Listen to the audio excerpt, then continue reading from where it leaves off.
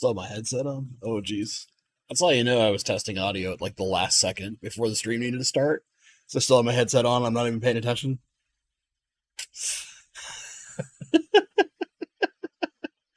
Oh, man. Happy Tuesday. Happy Tuesday. So, had kind of a wild weekend. It's like super busy, but also didn't sleep that well. So, needless to say, I turned into like a zombie Sunday night, and normally I sleep like 6 hours. It's about all I ever sleep. Very rarely do I sleep longer than that, and kind of often I'll sleep only like 4 or 5 hours. I've always been somebody who doesn't sleep a lot. Um, yeah. So Friday night going into Saturday, I got like maybe 2.5 hours of sleep. So I had stuff going on in my brain. It just sometimes my brain will go down a rabbit hole and it won't shut off. And when that happens, I can't sleep because my brain's just got me hardwired and my body's just like, well, we can't go to sleep. We're too busy. So that happened. And I had a ton of stuff to do Saturday, including going to see John Ebsen, who's in chat. I had a little gift for him, so I met him up north and dropped that off. And then I ran a bunch of errands, and I get home. You would think I would be absolutely exhausted. No, I was up till like 1 in the morning. Again, and I slept kind of like more like my normal of about 5 hours. But then those 2 days back to back of like not normal sleep and then kind of not catching up, Sunday I was a corpse. So Sunday into Monday, and I have an early meeting Monday mornings, I slept like 13 hours. I was just dead. Anyway, so last 2 days have been super busy with work, kind of playing some amount of catch up after the sleep coma. And now here we are. My club has a big auction coming up, not this weekend, but the weekend after, and I'm not going to it because I'm busy. I have some family related plans. Yeah.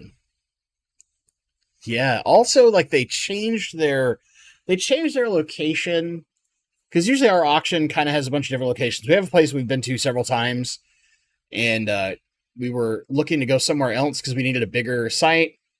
The last place we went to didn't have very good parking, and people got towed, which a lot of people, rightly so, complained about. And then, so they went to this new place, and basically it's like going to be a nightmare for parking. And that's part of like the one thing I will say about the Greater Seattle Aquarium Society is the board who makes all the decisions seems to like be adamantly against holding events outside of Seattle itself, which for those of you who've been to the Pacific Northwest, you will know that Seattle's a nightmare, right? And mostly because there's not a lot of parking in Seattle proper.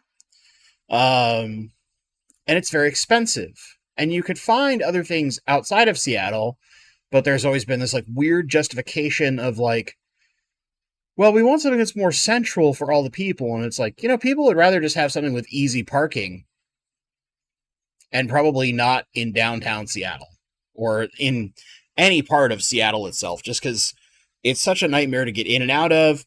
The parking sucks and all that kind of stuff. So needless to say, I'm half boycotting my event.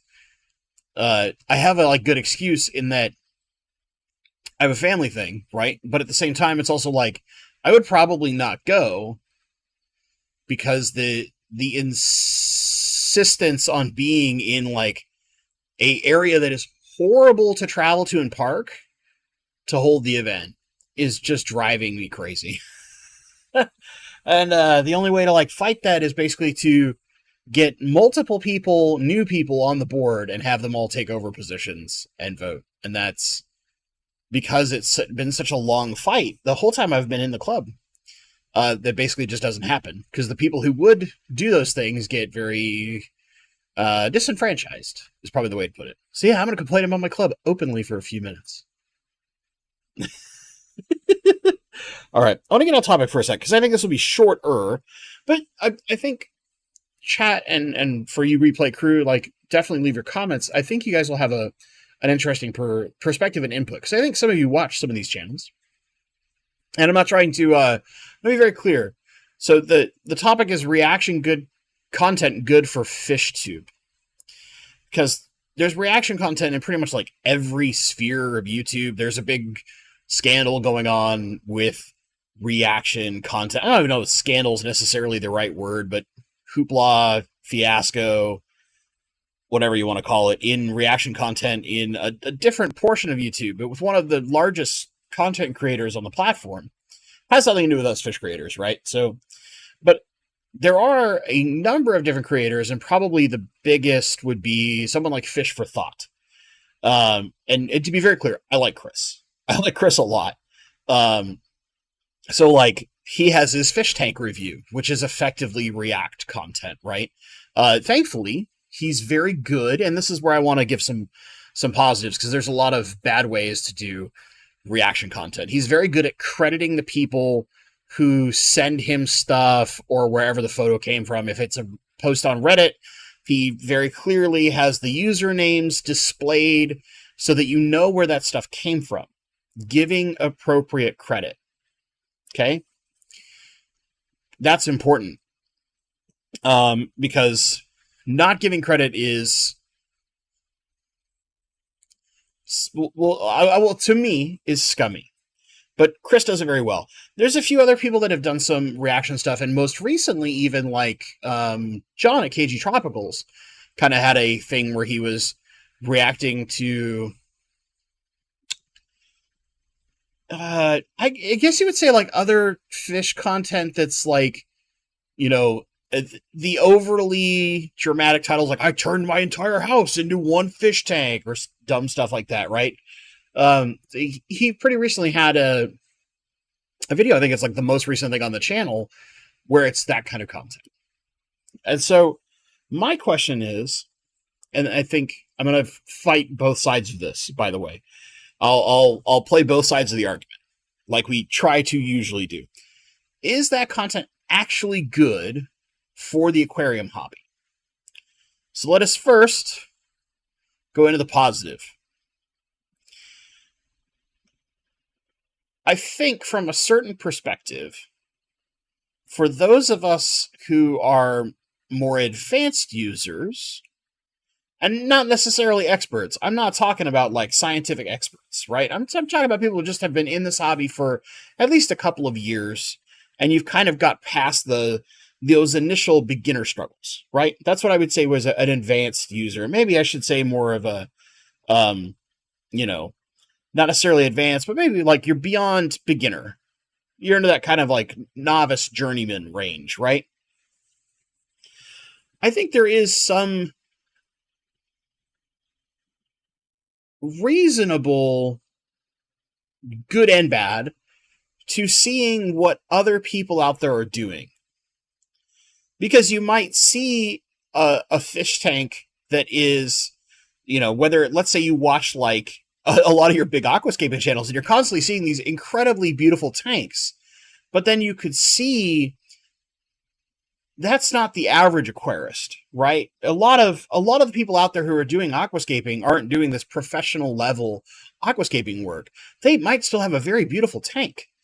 You know, I would never say I'm an aquascaper, but I frequently get very positive comments about a number of my tanks, which always feels nice, right? When other people like something that I've put together because I put it together in a way that I like it, feels good, right? And I feel like if you were to see other tanks and maybe you're like, man, I'm really bad at aquascaping, like I say all the time, and you see other tanks and you're like, oh, that tank looks really good, and I could do that. Or like, oh, I really like that, or that person who's should be really good at XYZ is struggling with this thing too, right? Occasionally we'll see reaction content. I know Fish for Thought has done some of this where he'll work with other creators in the hobby to kind of react to their tanks and things like that. And I think from that perspective, it's good because instead of the hyper meticulous, perfect perception of things that are out there. We get to see normal, right? And often, hopefully, we'll put it that way. I know Fish for Thought does this very well, which is why I will give him a lot of love in this particular like positive section, right? Is that you're not being overly critical, being like, oh, you're out of the golden ratio and you're not doing this and you're blah blah blah. It's more like, oh yeah, you've got these plants look healthy, your fish look really nice. I was watching one of his videos recently, and this axolotl was walking along some carpet plants and kept like propping its feet up like this for a few seconds, almost like it was waving hi to the camera, but it was clearly like had something where walking along it felt weird and like was lifting its feet up. And it was kind of funny, but the whole tank looked really pretty, and he was complimenting that, like, the fish look very healthy, they have good size, the plants look nice, right? And it wasn't this, like, crazy, immaculate aquascape. It was something that any one of us could put together if we wanted to. And I think that kind of level of reaction content can be very good, because it shows a lot of us that what we see on YouTube is not necessarily the normal when we see a lot of those like over immaculate tanks. And maybe, you get somebody like me who's not afraid to leave their tank algified, right? Leo was like, you need to scrape the algae. For what? For what? There's nothing in there. It doesn't really matter. I just need to get like the last of those plants out. But Bob Purcell, when are you going to stop teasing us to do something with the flex? When I get more time, man, I've been busy. I think this weekend I actually have more time to work, so hopefully we'll be doing a bunch of stuff around the house. Anyway, so I think that's where positives come in. And I think there can be a very humorous way to approach these things, especially if we're, dogging on like the fish police of the world that are out there. A lot of the like negative interactions that can happen in the fish community when it comes to fish police is probably the most obvious one, but also things where like if people say you can't do X and then you see an example of somebody doing it successfully, right? I think that's where like reaction content can be very positive. But, and here's where I'm going to play the opposite side. And I would love to hear y'all's opinions on this. I think there's a massive negative side to reaction content. Very often, reaction content does not include any lesson to be learned. So for beginners who might be looking to find a lesson in that kind of content, yeah, that can be entertaining. But if you're seeing some obvious problem, other than just like, don't put the koi in a 10-gallon tank, or don't put the common pleco that's a foot long into a 20-gallon long or whatever, right? Other than those kind of like obvious things, you're very rarely getting some kind of lesson to be learned. And I think, reaction content often appeals to a more casual mass of users. Very rarely are like your more advanced users actively watching this, as opposed to maybe other things where they're trying to learn that extra little thing or that little tip that levels up their game a little bit more. Or maybe they just want to see a fish that they're thinking about buying. Someone like Leo, who very frequently is kind of scouting that next fish and looking for things, wants to see it in a video or properly see these things instead of just like the one picture you found online, right? You might be scouring for that kind of information because there's something you really want to get, and you want to make sure that you're setting up your tank right, or you're getting a better, accurate representation of that particular fish or plant, what have you. And often I think, your reaction content type stuff doesn't do that. It's a lot of like singular pictures, things that often don't have proper context. So you might not necessarily see like, oh, well, yeah, this here's a before and after picture, and the person who submitted it only submitted the before picture, right? Maybe it was like, oh, here's before I went through and cleaned my tank, and maybe the post or whatever on Reddit was like a lesson about like how bad a tank can get if you don't maintenance it for this amount of time or whatever. And I think one of the problems that reaction content can actually often run into is you're getting this tiny snippet. And honestly, this applies to a lot of things in the world in general, right? Where you get this tiny snippet and you have to make a broad number of comments or assumptions on this one little thing with almost no real level of context. So it's very hard for that person and for us as consumers to find a good lesson there, because you might be missing the most important thing that would have taught you why something is the way it is. You know, why did somebody put X fish in Y tank that has this thing that all of us think is like, oh, you're not supposed to do that, right? And there's a lot of like super fast, whether it's like TikTok or shorts kind of content that's all designed just to get a lot of clicks and visibility playing the game, right? You're playing the algorithm game. And unfortunately, it tends to not teach us anything. There's nothing tangible other than maybe a chuckle that you can take away from that content. And that's where I think it actually hurts the community, because you might see someone like some of our more reviled content creators who do a lot of dumb things doing some funny video, but it might teach unintentionally a horrible lesson to a lot of people, where it's like, oh yeah, you just take this fish and put it out into the wild, right? I'm saving this fish by putting it out into a native water system that fish should absolutely not be in. And there's tons of kind of contentious stuff like that. And even if we react to it in a way of like, oh my God, this guy's an idiot, it still rarely teaches the important lesson or really adds any relevant substance. But Johnny's kind of saying not everything has to be educational. I agree. Not everything has to be educational.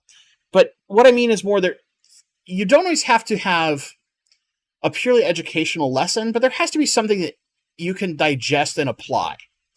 So my example would be, we could do, I can't tell you the number of equipment related reviews I have watched, me personally, and thought to myself, I could easily react to this thing, because as somebody who like tests things for a living, I have a number of questions I want to ask this person, and I'm confident they didn't do these things with any level of rigor because of X, Y, and Z.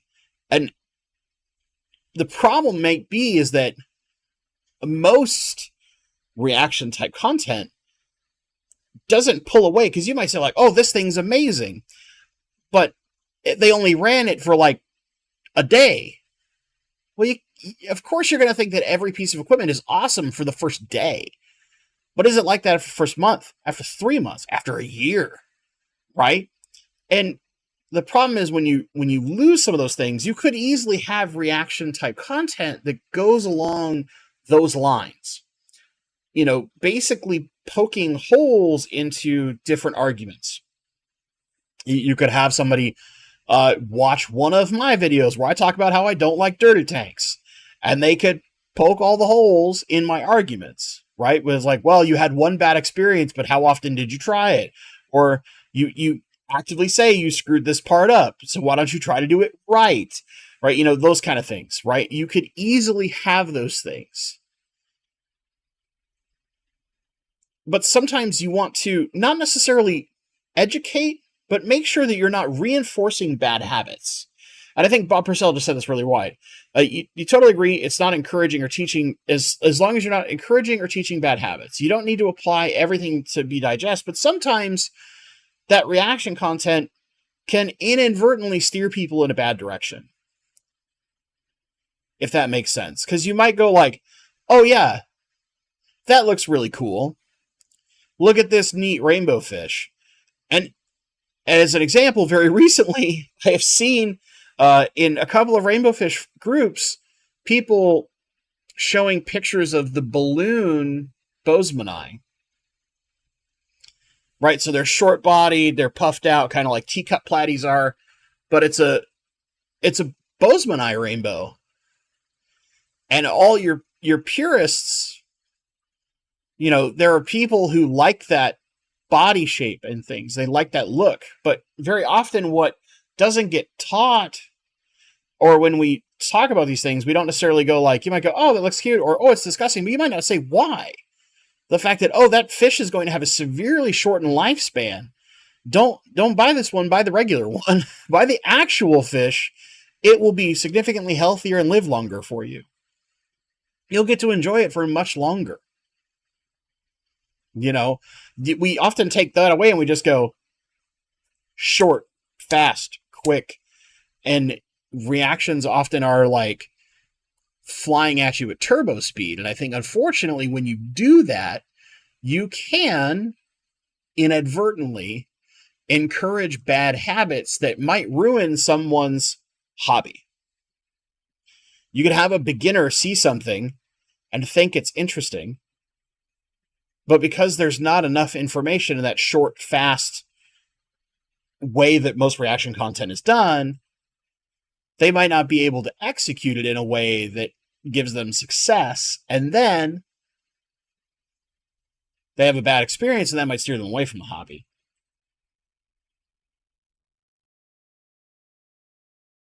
My thoughts.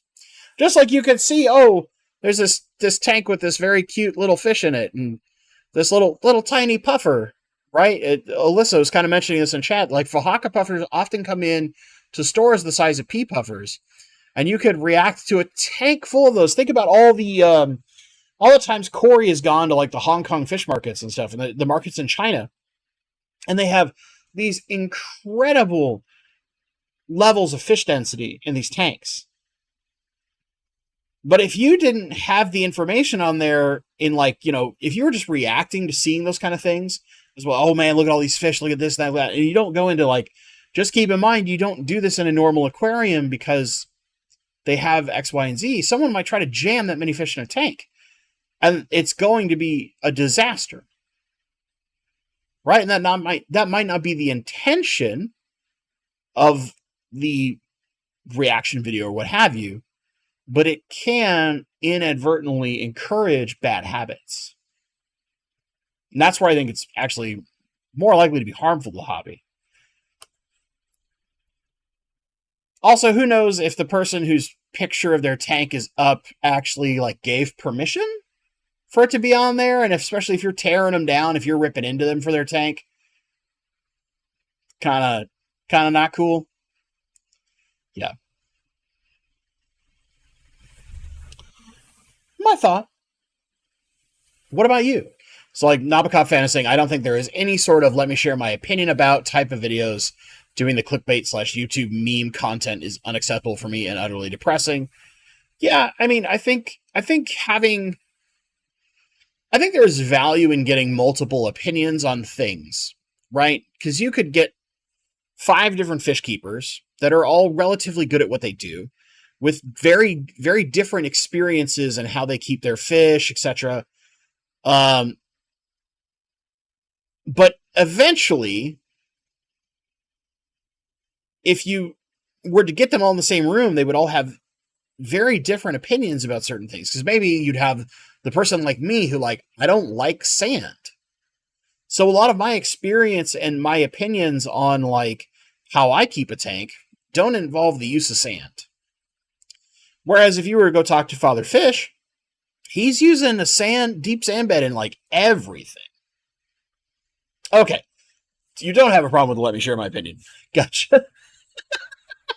But still, I think it's relevant because in the same breath, you could have there is value to receiving opinions from other fish keepers. but you don't necessarily get an opinion that is anything other than like very surface level out of React type stuff. React is usually very fast, very quick, stuff like that. Leo 209, some people do those types of videos just to get a reaction, even if it's bad. I mean, a great example, I just mentioned him, Father Fish. You know, the video that he had that really kind of gave him a big launch in views was his, like, don't change water video, right? The title is very playing the game very hard for YouTube, right? In the sense of, like, it's going to get people to click on it. And you might not necessarily watch the whole thing, because if you watch the whole video, there is an important lesson there. But often people, like, they just grab to the title and like 60 seconds of a video and step out, right? And if you do that, you're losing the whole lesson of what allows that statement to be relatively accurate. Not perfect, but that's on purpose, right? It's done on purpose. And I talked to Father Fish about it at Keystone Clash, and like we both had a good chuckle about it. And you know, it's one of those things where, like, if you had watched the entire video, there are some lessons in there. Killer Kitty 08, I love Fish Tank Review, but I think the social media critique and mean reviews makes me not want to show my tanks online. Yeah, so I mean, that's kind of one of the things, is that I think it could inherently make someone worry about ever showing off their tank, even if they're having a problem and a photo is the easiest way to help, right? Because of who knows if that photo is going to get put to someone else, and it could end up on like Fish Tank Review and you get razzed for it without your permission. And it just makes you feel bad, right? Where maybe like you needed that particular photo to help people see what you're trying to explain that maybe they're just not understanding. I totally get that. I think that's one of the things where, like, reaction content's kind of a little suspect in a sense, because who knows if the source who's put the video or the picture up is actually the real source. Brian Radovich, as a former communication professor / scientist, I dislike reaction content for the same reason as response content. Even before you hit record, someone else controls the narrative. I think that's reasonable. Me personally, if you want me to get into like the way that my brain functions, I don't really like react content. And the reason why is, to me, it is lazy. It is extremely easy to go and find a bunch of pictures or find videos of people doing something terribly in any given hobby and just like make fun of it and do inflammatory things, because unfortunately, like, the human brain just gravitates toward negative content. It's so easy to do. And really the only like skill, and I put this in big quotation marks, I do want to be very clear. I think Chris at Fish for Thought is one of the few who does it, at least in the aquarium hobby, fairly well. The skill comes in editing those videos and adding little bits of context and humor, whether it's like, if you like inserting clips and things like that from other, you guys all know what I'm talking about. Like, you could have the clip of Michael Scott from The Office, the no, oh God, please no. You know, those kind of like your little quick snippy quotes that everybody knows from pop culture. There is a certain amount of finesse and skill into editing those in well to where they have good impact in a way that either increases the comedy or further inflates the reaction you're trying to get. There's a skill to editing those style of things. But the raw work, quotation marks, outside of the editing of building those videos is very low. It's very low. And so, me personally, I can't stand React content. Very rarely can I watch it, unless it is one of about 3 people who I know are they're very good about giving very relevant industry-related information, and it's in very small ways, that, like typically in the software industry, right? I will watch some things where people will watch certain announcements or talk about big announcements because they can give very good insight and industry knowledge into why a decision is made or why a particular press release is released the way it has been done, why they talk in certain ways, what they're trying to obfuscate, things like that, right? Those are things that maybe are not truly React content. That's more like analysis, but those are the few things that I find interesting. Most of the time, I can't stand that stuff. Nabaka fan. I would love to see a React video to stuff like reviews on products you've used, aquascaping demos, things that amaze you, and George Farmer videos. I mean, like, you know, in regards of like reviews or products, I kind of do my own, right? Aquascaping demos, here's the thing. I get bored with aquascaping demos. Even when they're really crisply edited to make them faster, like a great example would be someone like George Farmer, someone like Green Aqua, where they make them really, really well edited so that you're not watching like every individual plant being put in place and things like that. I skip through them constantly. I listen to little tidbits here and there or what have you. I very rarely can sit and watch it all the way through, just because I guess that's the part of the hobby that I had the least interest in. So I inherently don't consume very much of that content. Are there people that do really amazing aquascapes? Yes. Understanding why a person makes a decision in an aquascape could be interesting for me, but I don't know that I would watch the entire thing. And maybe that's me. I don't know. I'm probably in a like narrow band of people whose brain works like that. Paul Saltero, there's a difference between the in my experience versus the my way or the highway videos. I absolutely agree with that.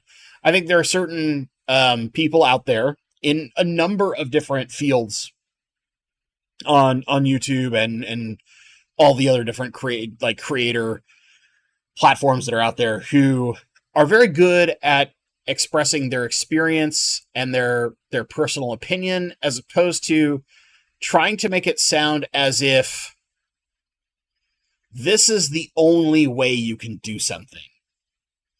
Who come off too overly authoritarian, maybe is the way to put it. We all probably can think of a few, not necessarily just fish related. I'm saying, like, you can probably think of a few in a bunch of different places.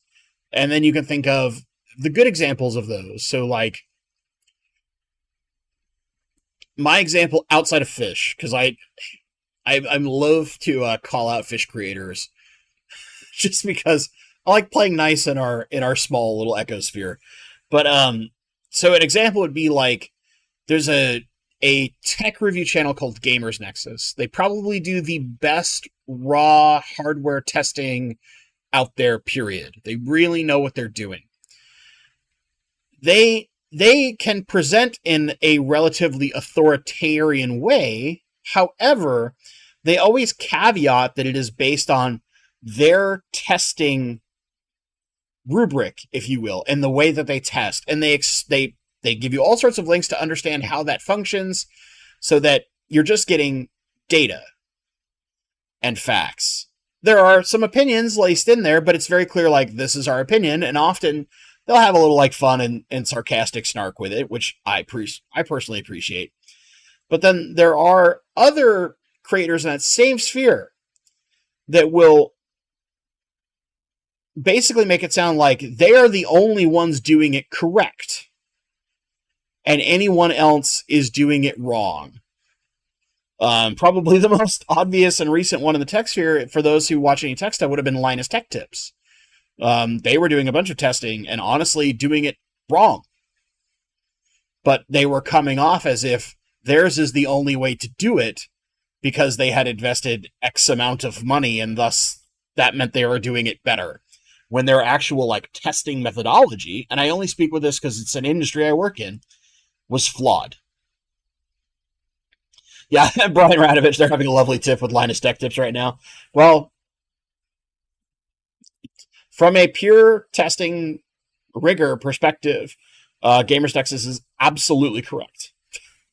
Absolutely. So, but anyway, and I think we can have stuff like that too. Like there's people in all sorts of different spheres that will do the same thing. If that makes sense. But yeah. John Epson, React content is for people who have run out of anything interesting to do and has a tendency to turn negative. I don't mind viewer-submitted reactions as long as it's constructive. More show and tell. Yeah, I mean, like, as an example, the only way that I would do a, like, pseudo-react type video would have been similar to the,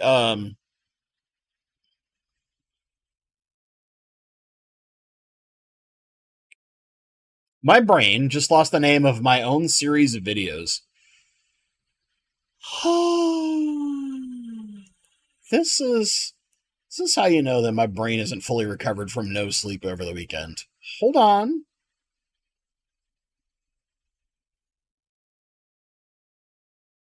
Hold on. Lord, my brain, it's not so working. In-depth solutions. Jeez, how did I forget that?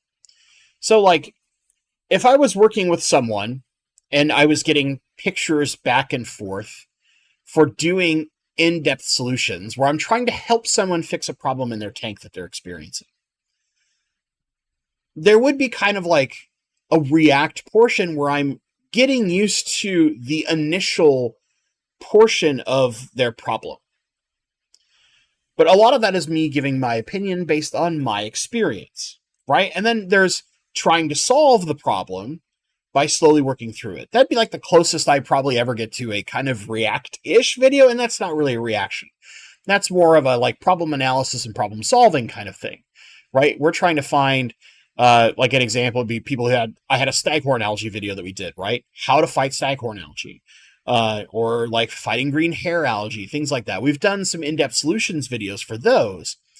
So those are things that I think are the closest to maybe like pseudo React content, but that's definitely not React. It's more trying to problem solve.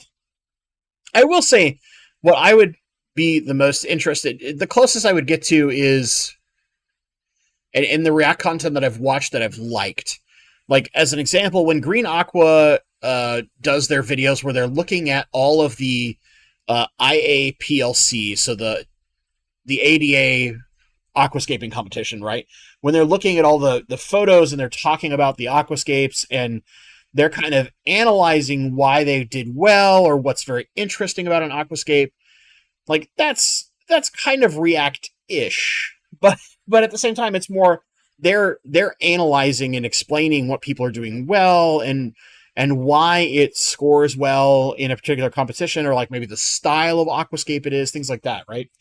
So there's some differences, and that stuff, again, I think you'll notice a pattern. Like me personally, I like very analytical things. I'm a very analytical brained person. So when people do analysis on things, I get very interested in it. Nabokov fan, happy medium, you sharing video of the week or sitting through quick video segment.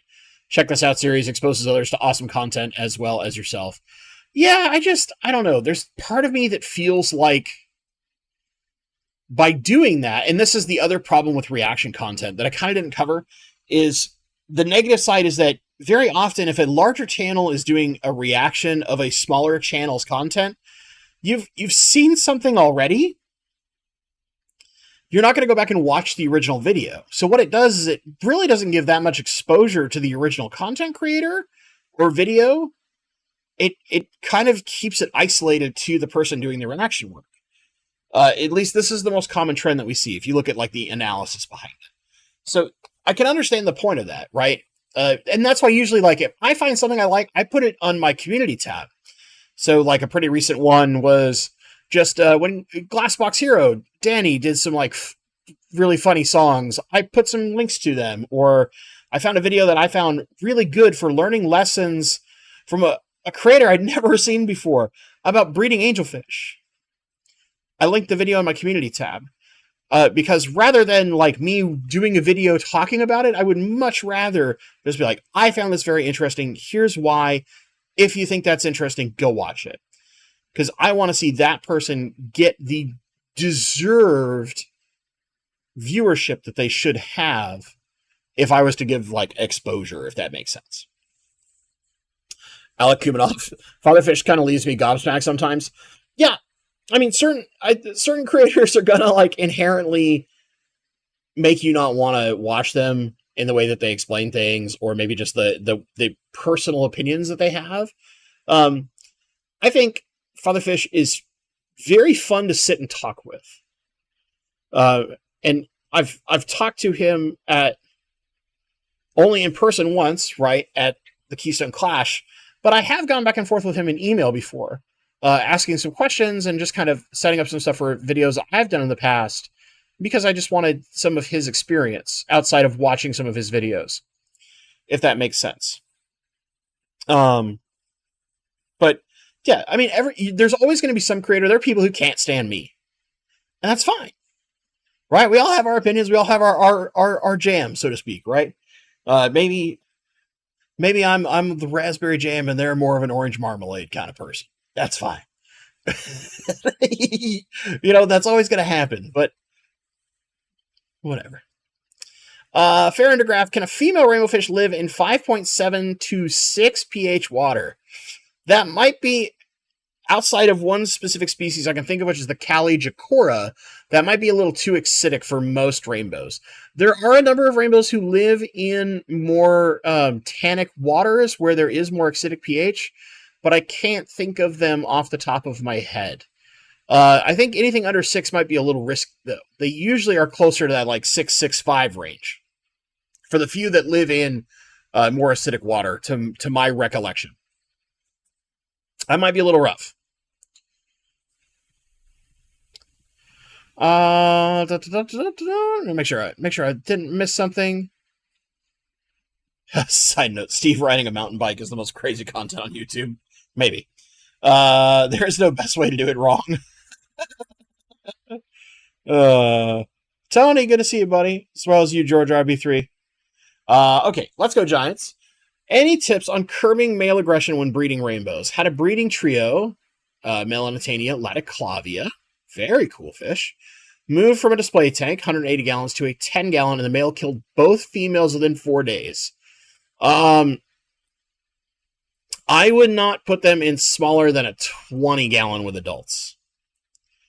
10's a little small because there's just no room to run. It is kind of weird that the male killed the females. Like, usually that's not the case. You can also,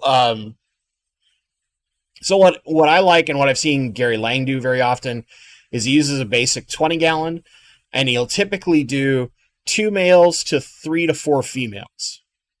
Because it helps, you'll end up with a dominant male and a subdominant male. And that way that dominant male isn't always pursuing only the females, and there's enough females to kind of spread it out that usually for a short period of time is pretty safe.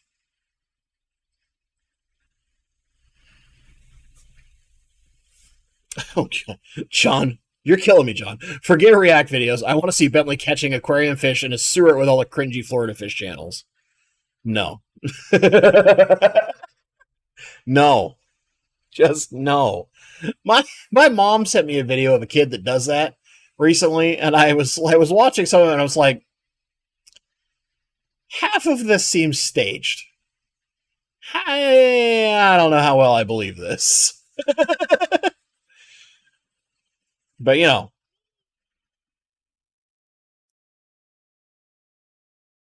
let's see here. Hold on. We're talking about something. I missed it. I don't know. Oh, would it be too risky to do a Senegal Bichir with Radnocentris?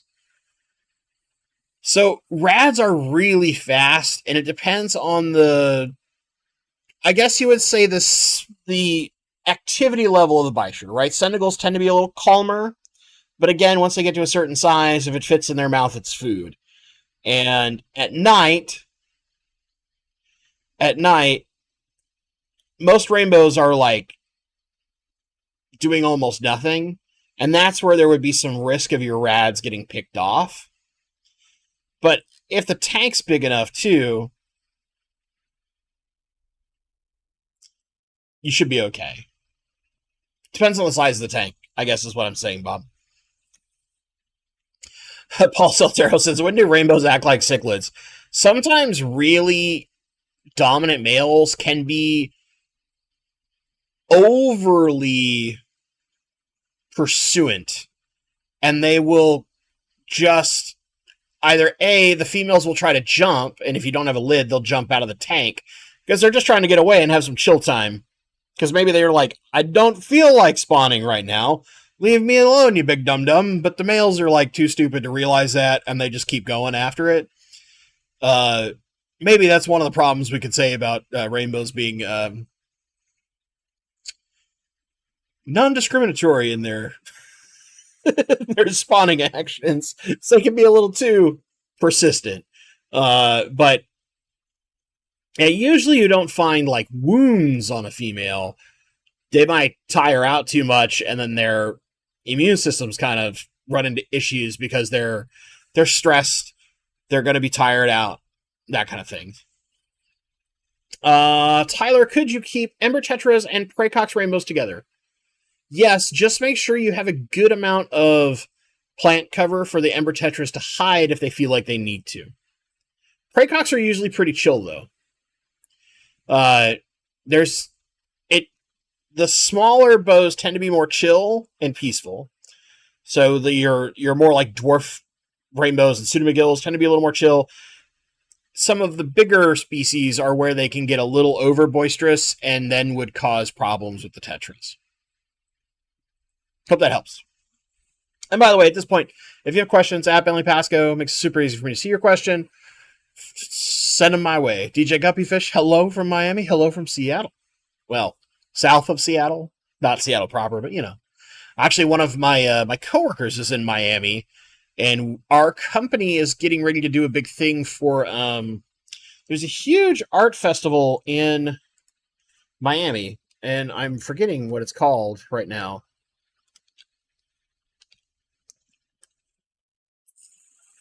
Art Basel. I had to look it up. They're doing a big thing with Art Basel, so be right in your neighborhood, or at least some part of my company will be. I won't be. They're not flying me out there, but some of the marketing and product people will probably be there for that. Sean, in your opinion, how many females to males when breeding African cichlids? Well, I've never bred African cichlids. No, that's not true. I've kept shell dwellers, and I've done Pelvicochromis tenuatus. So, like, not the traditional crib, the Pelvicochromis pulcher, but one of the kind of crib adjacent cribs, if that makes sense. The traditional cribensis is the pulcher, but there's all the tenuatus species that are effectively the same fish. And in those cases, they're different, right? Because the Pelvicochromises you treat like a pistos, where it's basically 1-to-1. And then in the case of shell dwellers, they're harem spawners. So you really want like 4 to 5 females for every male. Now, from my understanding, as Leo has just put in a chat, with your more traditional African cichlids, like your peacocks and your mabunas and things like that, you typically want like 2 males for every 5 to 6 females. It's kind of similar to rainbow fish. You really want to heavily favor the females as opposed to the males. And what you really want is that way, again, you're spreading some of that aggression, you're spreading some of that attention. There is a good chance that in certain species they're going to pair off and kind of stay as a pair, although that is more common in like your South American cichlids, I think it does happen in some of the Africans, if I remember correctly. They're not all like harem spawners like some of the shell dwellers are, but many of them are. So that'll give you some level of protection because you'll spread out some of that aggression, and again, you can have that very dominant male, the subdominant male, but you have lots of females. And in general, I've seen a heavier level of focus on females, even more so than rainbow fish with African cichlids. I think, I'm trying to remember, because when my aunt used to breed them, granted, this was in like the very early 90s. It's been a while. We're talking like 20 years ago. If I remember right, she would do something like 2 males to like 8 to 10 females. She went crazy female heavy. And it also depends on whether they're a mouth brooder versus a pit spawner and et cetera, et cetera. The way that they spawn also matters. You might want slightly less numbers with mouth brooders because you don't necessarily want like 8 million babies showing up at once. Or maybe you do, and then you go very female heavy, right? So that you have a chance to have even more spawns with those mouth brooders, because the females are the ones carrying, and you got to strip and all those kind of things. But yeah, I hope that helps. Sean. What is there a specific African you're trying to do those things? I only hate to break it to you, that was 30 years ago. Oh man, math is hard. That is 30 years ago. Thank you, Bob, for reminding me that I'm a dum-dum. I appreciate you. Oh, no. Chat, this is how you know. The old brain is falling apart a little bit. But yeah, it depends, Sean. It depends probably what specific species you're targeting or group you're targeting, like whether it's, if you're like, I'm trying to do haps or I'm trying to do peacocks. There might be some small adjustments to that, but I think in general, fairly female heavy is going to be really good. You know, this year has felt like it's gone super fast. You know, and it just in general, like, even the last 3 or 4 years feels like it has flown by super fast. And it's one of those things where I'm just like, man, I'm getting old. Rocky Miles, I have an mono shrimp that's way bigger than all the others. Could it be a different species? No, it's female. Females get significantly larger in a mono shrimp. Like, you know how with our neocaradinas and our caradinas, the females are a decent bit bigger. It is exaggerated much more significantly with the mono shrimp, where the males are, you know, maybe like an inch and a half, and the females can get big, like 3 inches. I mean, they could get huge sometimes. Nabokov fan, have you ever kept barbs and bows? When was the last time you ever had some barbs of any kind? I have not. I actually have barbs right now. I have Denison barbs, aka roseline sharks. Roseline sharks and rainbows are like best friends. They go together phenomenally well. You can also do it with, I always forget the name of this damn fish. The red and black, Greg Sage has like one of the absolute best lines of them. Why do I always forget the name of this one fish? They're so beautiful. Chat, you'll probably catch up by the time I figure this out.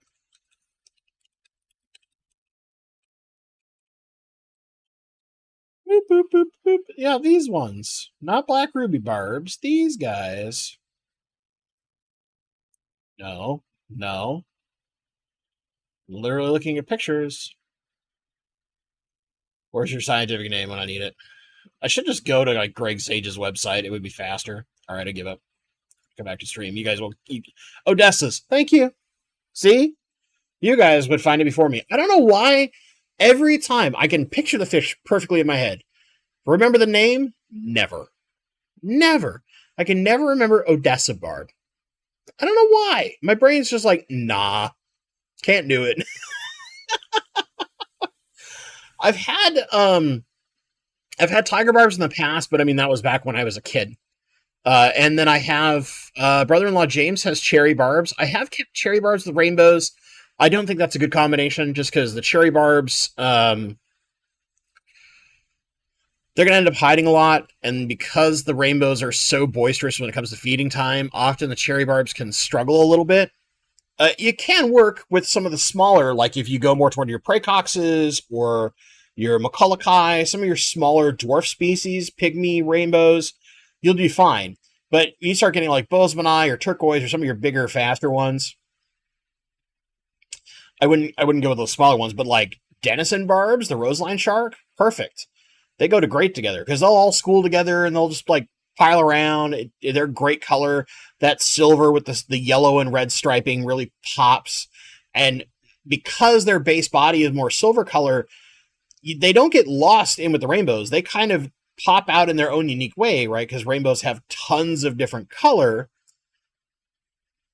And then you have this silver with those bright stripes that help contrast against them. It makes for a wonderful like school of rainbow fish with a school of roseline sharks. So good. Leo, you would think being a tetra, they would not try to take food out of the mouth of a puffer when he is eating, but I guess they're not. Oh no. Oh no. You got tetras trying to like take food from your puffer? That's a death sentence. And they're fast, so hopefully they can figure it out. But yeah, eventually that puffer is going to do some things.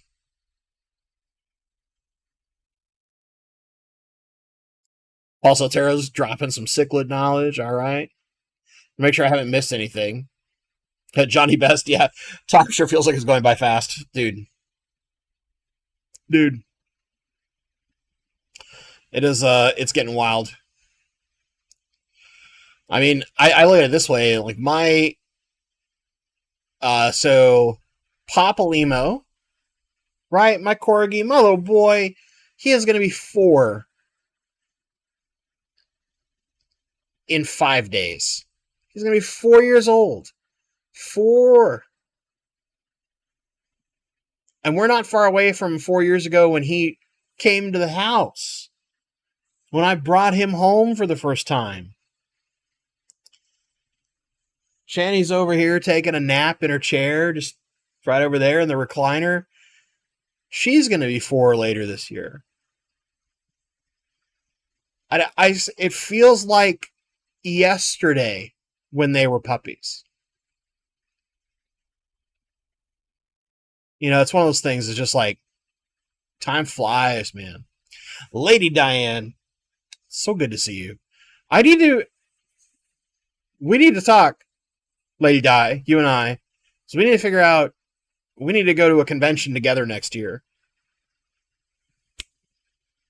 Because I miss you.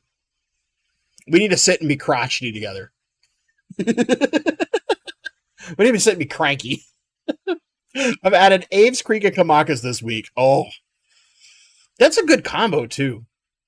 I mean, if you're trying to spawn them, you don't want to keep them together, but that kind of like pale, powdery blue color with those bright Aves Creek colors, they go together well. They look good together too, because all the females will have nice color, right? Those Aves Creek, the females still get nice color, and then the Kamakas, the females look close to the same as the males.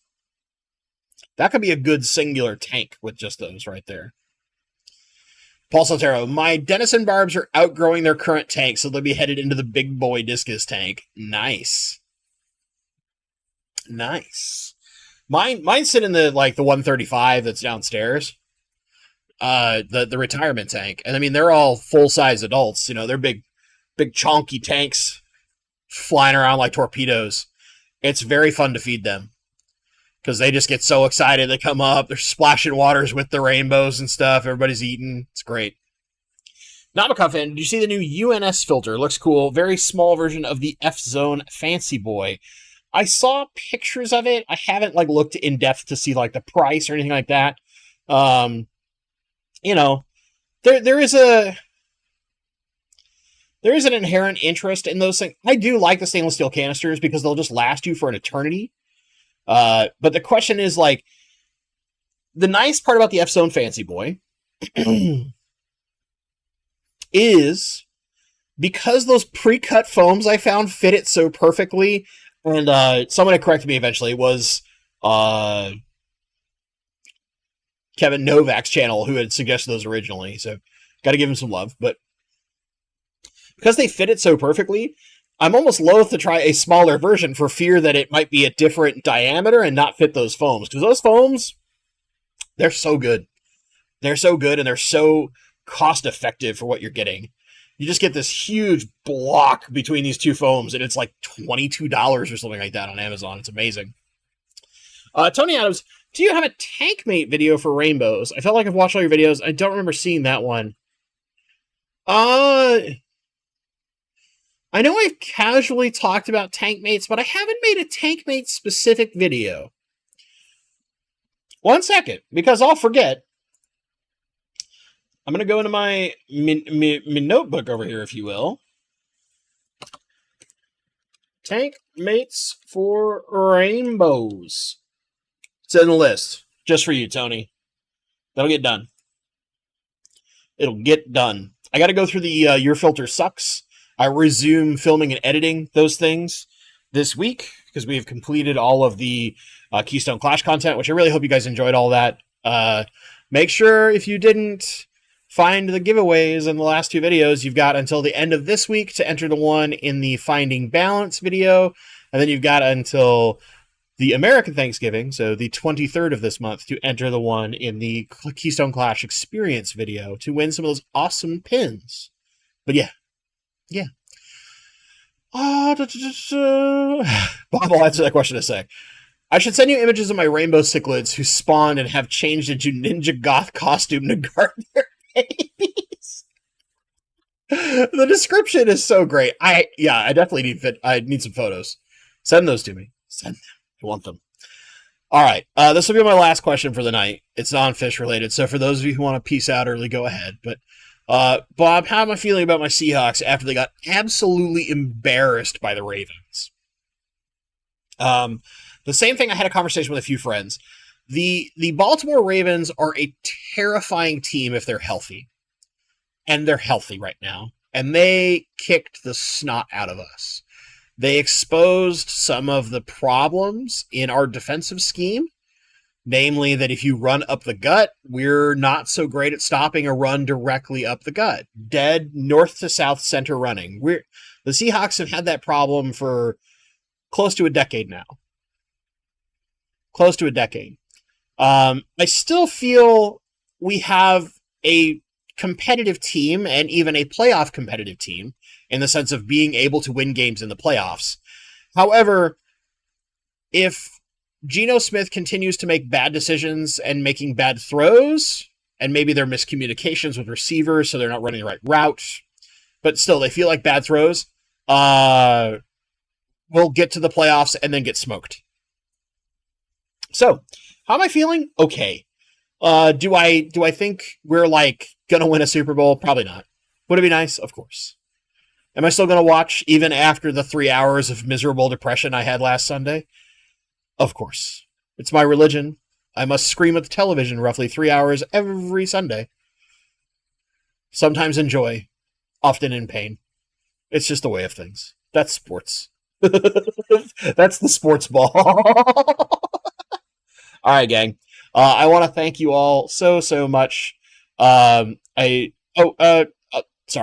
Leo, you asked about the F-Zone Fancy Boy. How is it running? I need to adjust the tubes on it and replace the intake and outflow. Actually, the outflow is probably fine. Just the intake. The skimmer that I bought, it doesn't properly float, so it either stays down or it does this bad bob and it sucks in way too much air. So I just need to replace that and it'll be fine. And probably shorten my tubes a touch just to make it a little more efficient. But otherwise, it's doing okay. It's been a really good filter. I actually like it quite a lot. And any of the problems are totally user error, aka this dum-dum right here. But other than that, gang, I want to thank you all so much for being here this evening. I hope you've had fun. Thank you for participating in the conversation about reaction content. And if you have an idea for a live stream or you want to hear something like that, If you're in the Discord, there's the video chat ideas channel. Shoot it there, or shoot me an email, bentley.pasco@gmail.com. I'm always open to do stuff that you guys are interested in hearing about. So as always, thank you so much for watching, and stay awesome. Seahawks kill me, man.